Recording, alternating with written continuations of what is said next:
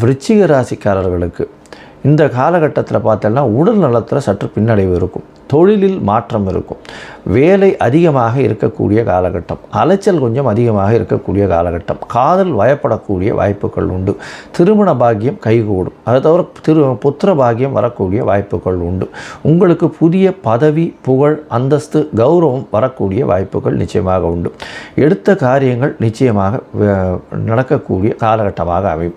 உங்களுடைய ராசிக்கு வெளிநாடு வெளியூர் போகக்கூடிய பாக்கியம் நிச்சயமாக இருக்கும், தொழிலில் சொற்ப லாபம் இருக்கும், இருந்தாலும் அரசு மூலியமாக சற்று பின்னடைவு இருக்கக்கூடிய வாய்ப்பு, வேலை வாய்ப்புகள் நிச்சயமாக கிடைக்கக்கூடிய காலகட்டமாக அமையப்போகிறது.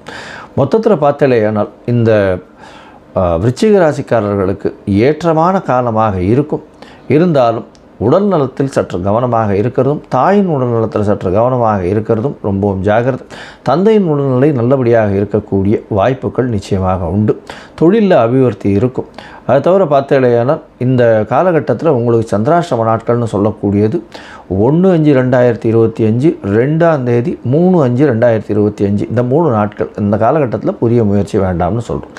மொத்தத்தில் இந்த விருச்சிக ராசிக்காரர்களுக்கு இந்த விஸ்வாவசு வருஷம் சித்திரை மாதம் ஏற்றமான காலமாக இருந்தாலும் அர்த்தாஷ்டம சனி நடக்கிறது. எல்லா விஷயத்திலையும் பொறுமையை காக்கிறது நல்லது.